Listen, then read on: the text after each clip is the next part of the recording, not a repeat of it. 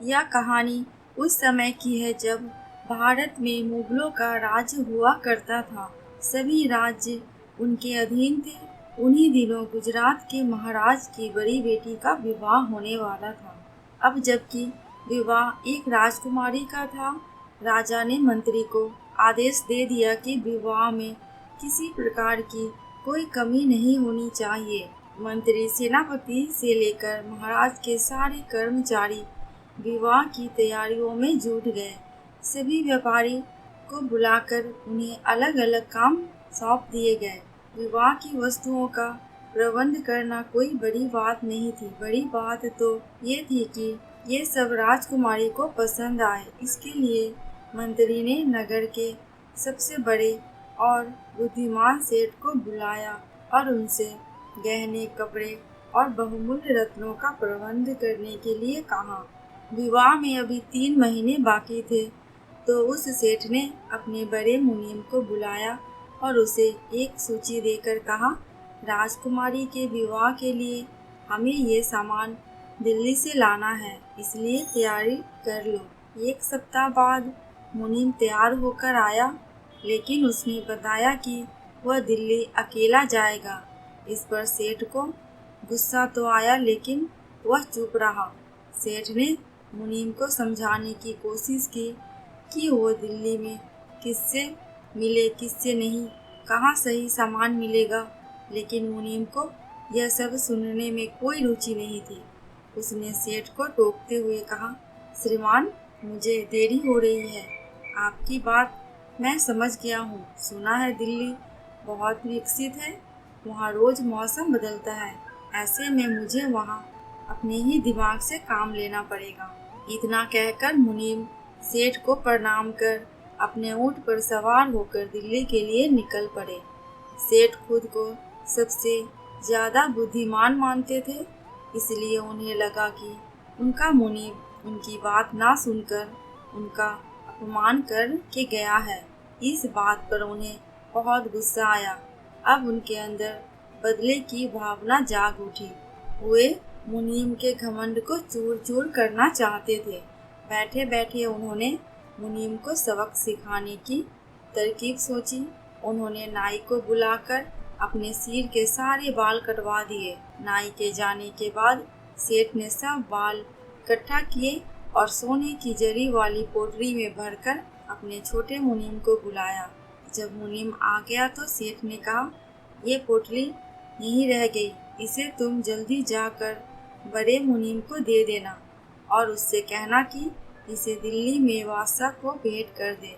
जब वह पोटली शाहजहां को भेंट कर दे तब तुम वापस आ जाना। छोटा मुनीम वह पोटली लेकर दिल्ली की ओर निकल पड़ा। बड़ा मुनीम दिल्ली में 1 सप्ताह घूमते हुए सेठ की बनाई हुई सूची के सामान का मोल भाव करता रहा।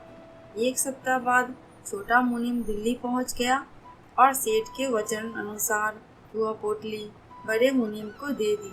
साथ ही यह भी बता दिया कि वह पोटली शाहजहां को भेंट करनी है। दूसरे दिन दोनों मुनीम शाहजहां के दरबार में गए। बड़े मुनीम ने छोटे मुनीम को बाहर ही रुकने के लिए कहा। स्वयं वह उस पोटली के साथ कुछ और उपहार लेकर शाहजहां के सामने पहुँचे और भेंट देते हुए कहा कि यह सब हमारे सेठ जी ने आपके लिए भेजा है। बाकी सब उपहार तो खुले हुए थे, इसलिए सबको दिख रहे थे। बस एक पोटली ही थी जिसमें किसी को नहीं पता था कि क्या है।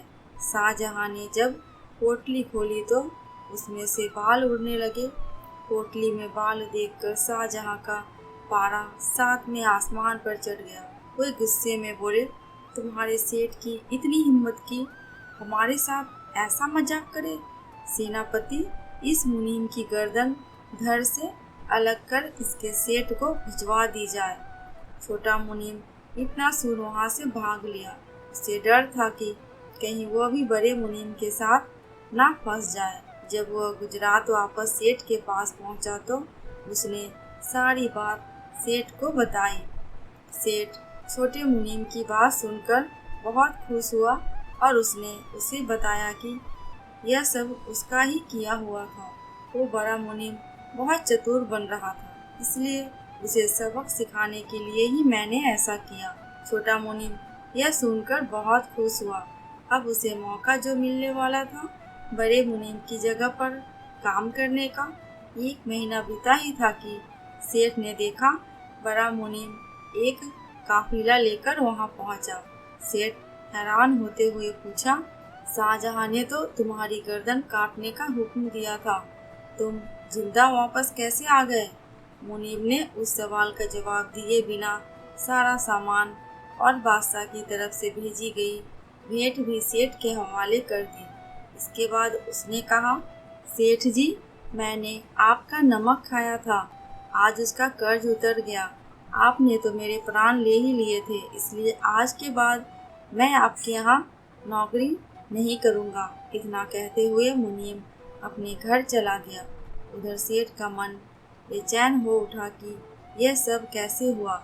यह जानने के लिए वह बड़े मुनीम के घर गया और उसके सामने हाथ जोड़कर उसे सब बताने के लिए कहा।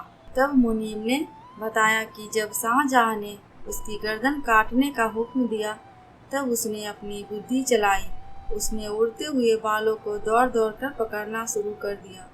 उन बालों को माथे लगाकर चूमने लगा, साथ ही कहने लगा कि मेरी गर्दन अभी के अभी काटी जाए। उसकी इस हरकत से दरबार के सभी दरबारी हैरान रह गए। वजीर समझ गया कि इन बालों के पीछे जरूर कोई राज छिपा है। वजीर ने कहा, बादशाह सलामत ने तुम्हें माफ किया, लेकिन वो इन बालों के बारे में जानना चाहते हैं। तब बड़े मुनीम ने बताया, हमारे सेठ अक्सर ही साधु संतों की सेवा करते रहते हैं। उन्हीं की सेवा भावना से प्रसन्न होकर एक साधु ने अपने बाल देकर कहा था कि इसे अपनी तिजोरी में रखना, वह कभी खाली नहीं होगी। बड़े मुनीम की यह बात सुनते ही वजीर खुश हुए। उन्होंने बादशाह को सारी बात समझाई और खजांची को हुक्म दिया कि वह बालों की पोटली खजाने में रखी जाए। बादशाह ने इस बात से खुश होकर खुशी खुशी मुझे बहुमूल्य भेंटों के साथ विदा किया। यह सब सुन सेठ का अहंकार और गुस्सा दोनों ही दूर हो गए। मुनीम ने भी उन्हें समझाया, किसी से शिक्षा लेकर हम कुछ हालातों का सामना करने के लिए तैयार हो सकते हैं, लेकिन जब नए हालात पैदा हो जाएं तो हमें अपनी ही बुद्धि से काम लेना पड़ता है। सेठ को अपनी गलती का एहसास हो गया था और उसे शिक्षा भी मिल गई थी। दोस्तों, इसी तरह हम लोगों में से कई लोगों की शिक्षा देने की बहुत ही आदत होती है। कई लोग होते हैं जो अपने आप को बहुत ही समझदार समझते हैं। समस्या ये नहीं है कि वो स्वयं को समझदार मानते हैं, समस्या तो ये हो जाती है कि वे दूसरों को कम अक्ल समझने लगते हैं, परंतु जब हमें उनकी आवश्यकता पड़ती है तो वो किनारा कर लेते हैं, ये कहते हुए कि हम इसमें कुछ नहीं कर सकते।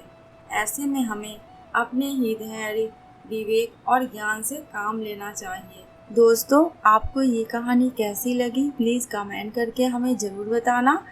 अगर थोड़ी सी भी अच्छी लगी हो तो प्लीज़ मेरे चैनल को सब्सक्राइब करके मेरी वीडियो को लाइक एंड शेयर कर देना।